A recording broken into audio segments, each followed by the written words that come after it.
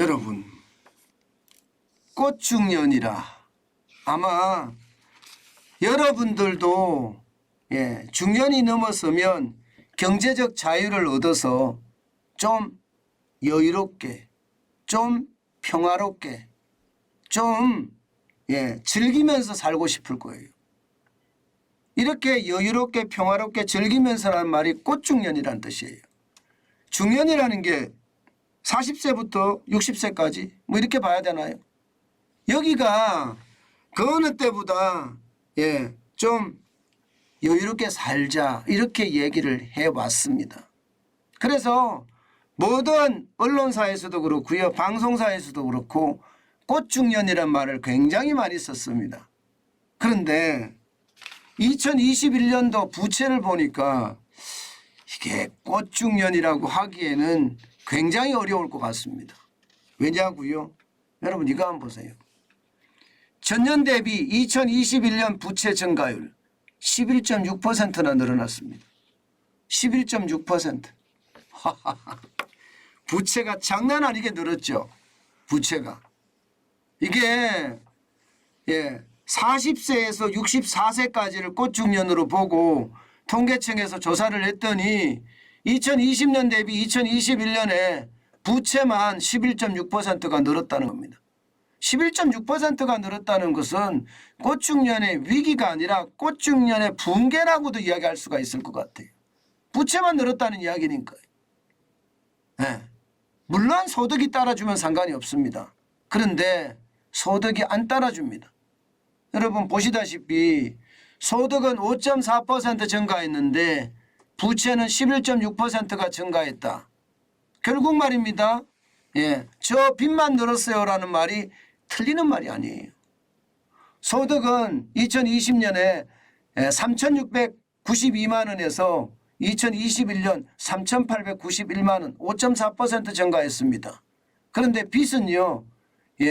2021년에 5,200만 원에서 2021년에는요. 5,804만 원. 20년보다 604만 원이 늘어난 건가요? 2020년보다. 604만 원이 늘어났으니 11.6%가 늘어난 거죠. 빚만 엄청나게 늘어난 거예요. 결국 말입니다. 제가 여러분들에게 계속 말씀드린 거 있어요. 통제 방역이 이게 경제를 망쳤다는 이야기가 바로 이런 데 적용이 되는 겁니다. 그만큼 말입니다. 심각한 양상이 됐다는 뜻이에요. 실제 말입니다. 2017년도부터 보면요. 이게 소득은 찔끔찔끔 늘어납니다. 2017년도에 소득이 3,349만 원이었거든요. 그런데 2021년도 3,890만 원 정도밖에 늘어나지 않습니다. 그런데 빚은 보세요.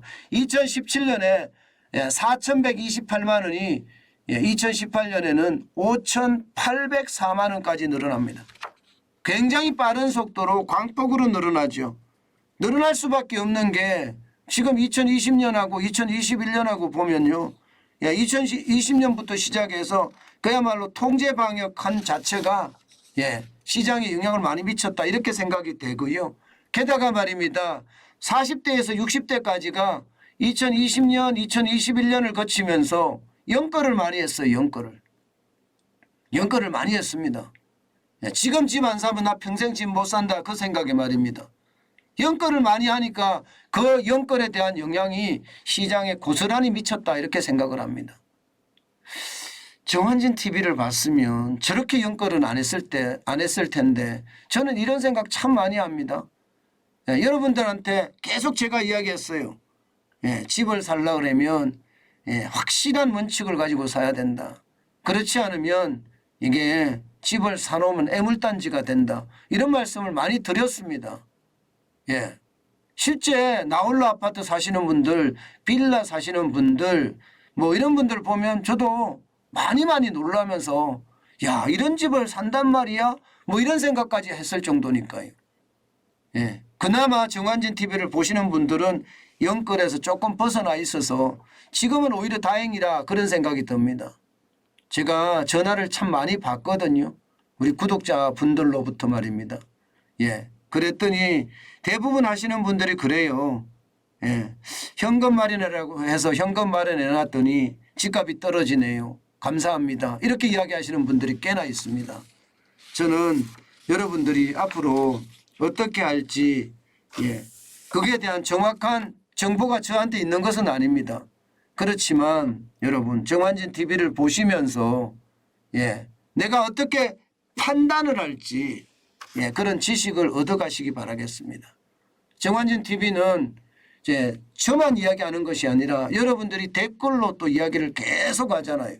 그러면서 집단 지성을 쌓아가는 거니까 집단 지성은 이게 흔들리지 않거든요.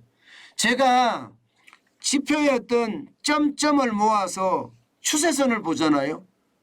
과거는 어땠는지 현재는 어떤지 이것을 추세선으로 보고 미래는 어떻게 변할 것인지 예측까지 해드립니다. 이것 굉장히 중요하거든요. 굉장히 중요합니다. 그런데 이것만큼 중요한 게요. 우리 댓글에 들어오시는 분들 굉장히 많은 사람들이 들어옵니다. 이 댓글에 들어오시는 분들이 전부 다 하나같이 말입니다. 자기들 의견을 개진을 합니다. 자기들 의견을 개진하면서 자연스럽게 1시간 동안 의견 개진하는 동안 자연스럽게 어떤 결론에 도달해요. 결론에. 그 결론이라는 게 완성된 결론은 아니지만 이게 하루가 쌓이고 이틀이 쌓이고 한 달이 쌓이고 6개월, 1년, 2년, 3년이 쌓이니까요. 이제는 점점 집단 지성의 어떤 모양새를 갖춥니다. 제가 지표를 연결해서 추세선을 보는 거와 이 댓글에 이야기들이 모여서 집단 지성이 쌓이는 것 굉장히 중요한 저는 요소라고 생각을 해요. 지금 그런 집단 지성이 굉장히 많이 쌓여 있고요. 이것이 말입니다. 굉장히 중요한 요소로 저는 갈 수 있다고 생각을 합니다. 여러분들하고 함께 이런 이야기를 하다 보면 뭔가 일반화되는 어떤 어려운 상황, 어떤 위기의 어떤 상황을 우리가 객관적으로 판단할 수 있는 근거가 지표와 집단지성이 아닐까 저는 다시 한번 생각을 합니다. 그런 차원에서 보면 여러분 무조건 집을 사고 무조건 창업을 하는 것 이것은 지양해야 된다. 그 말씀 다시 한번 드립니다. 굉장히 중요합니다. 이거. 굉장히 중요합니다.